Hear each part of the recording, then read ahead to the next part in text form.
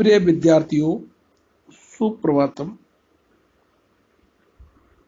आज हम वैदिक साहित्य की पुस्तक ऋक् सूक्तावली में पुरुष सूक्त के अग्रिम मंत्रों का अध्ययन करेंगे। अग्रिम 13वें नंबर का मंत्र है, चंद्रमा मनसो जातस् चक्षो सूर्यो अजायत मुखादि इंद्रश्चाग्नि च प्राणाद् वायु अजायत। अन्वय है, मन से चंद्रमा जात है, चक्षु सूर्य अजायत,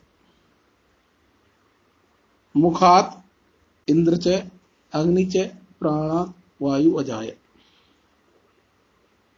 अनुवाद है, व्याख्या देखें शब्दार्थों की। मन से चंद्रमा जाता है, उस प्रजापति सर्वभूत पुरुष के मन से चंद्रमा उत्पन्न हुआ, चक्षु सूर्य अजायत, उसी पुरुष के नेत्र युगल से सूर्य उत्पन्न हुआ, मुखात इंद्र च अग्नि च अजायता, उस पुरुष के मुख से इंद्र एवं अग्नि देवों की उत्पत्ति हुई, प्राणात् वायु अजायत, उस प्रजापति रूप सर्वभूत पुरुष के प्राण तत्व से वायुदेव उत्पन्न हुए।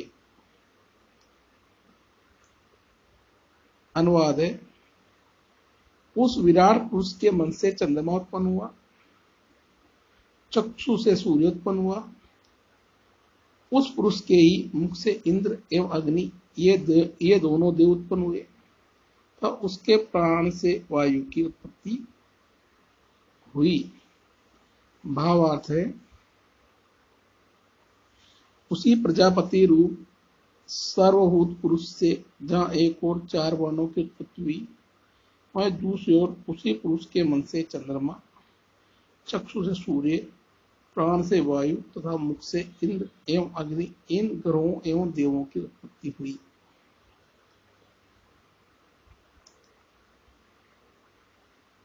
अग्रिम 14 नंबर का श्लोक है, नाभ्या आसित अंतरिक्षम शीर्ष्णो द्यो संवर्तत पदभ्यां भूमि दिशा श्रोता तथा लोका अकल्पयन्।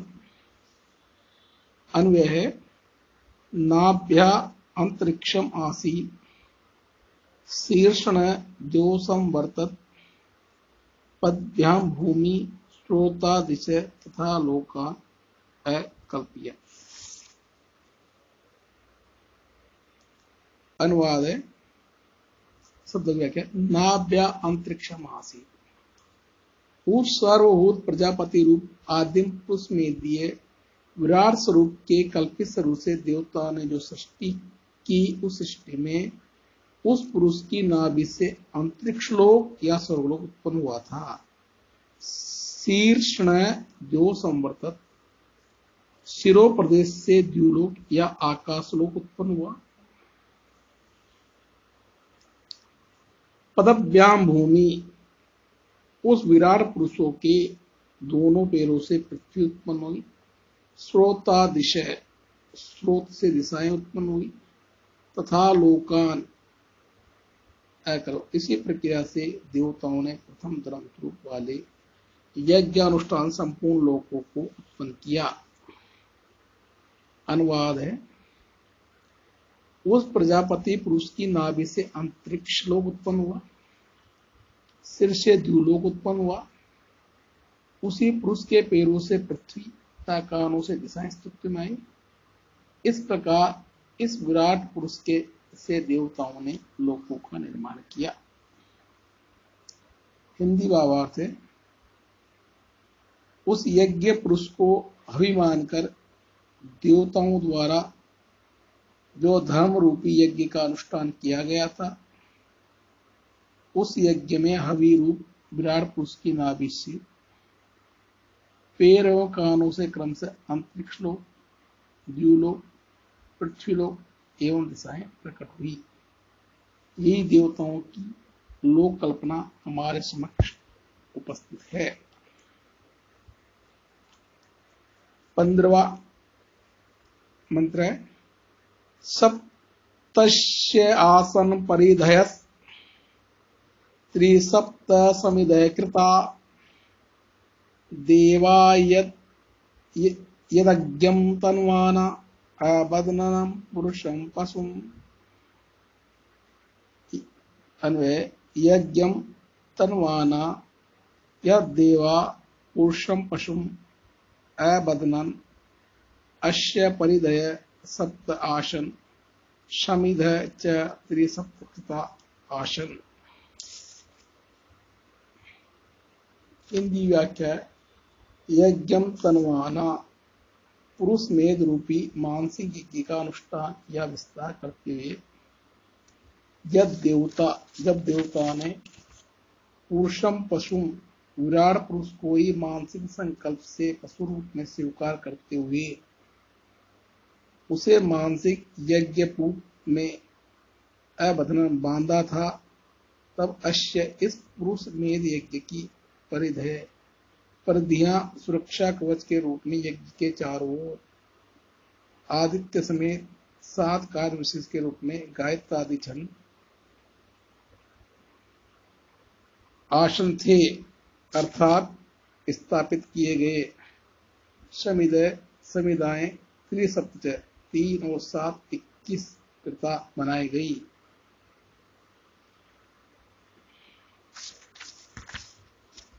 अर्थात इस यज्ञ में 12 मास, 5 उत्तरीय, 3 लोक, 1 आदित्य, ये सब मिलकर 21 समिदाएं हुई। इन दिनों देखेंगे, जिस समय देवों ने मानसिक यज्ञ का संपादन करते हुए पुरुष को पशु की भावना से युग में बांधा, तब इस यज्ञ की 7 प्रतियां थी एवं 21 समुदाय एवं देवों द्वारा बनाई गई। हिंदी भावार्थ है, जब देवताओं ने यज्ञ पुरुष रूप पशु को मानसिक यज्ञ के लिए सृष्टि को आगे बढ़ाने की दृष्टि से यज्ञ युग से बांधने की कल्पना की, तो उस यज्ञ की गायत्री आदि 7 प्रतियां देवताओं द्वारा बनाई गई।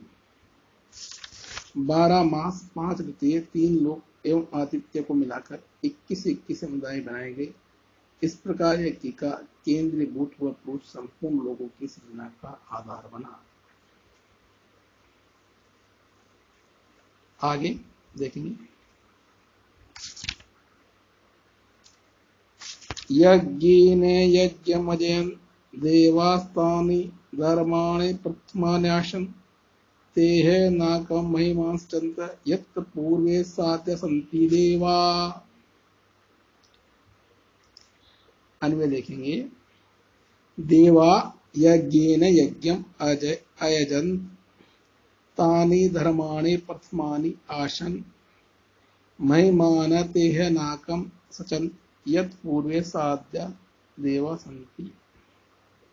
हिंदी व्याख्या है, देवताओं ने यज्ञ ने पुरुष द्रव्य प्रदान पुरुष में यज्ञ से यज्ञात्मक विष्णु या प्रजापति का आयोजन किया, पूजन किया।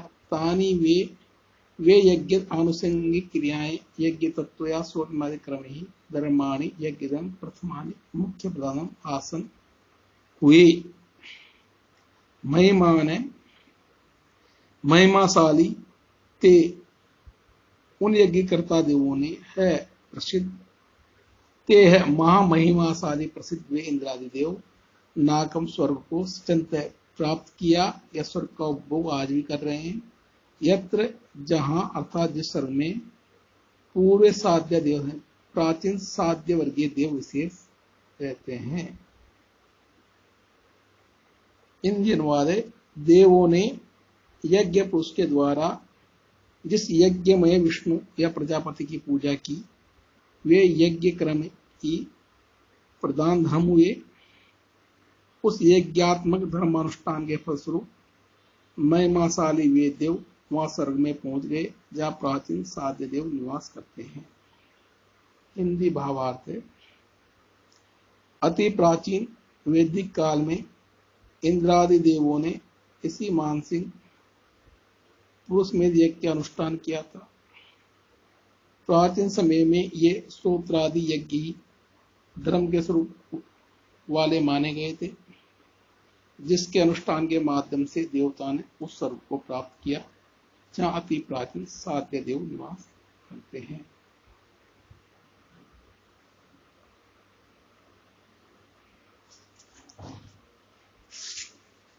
इस प्रकार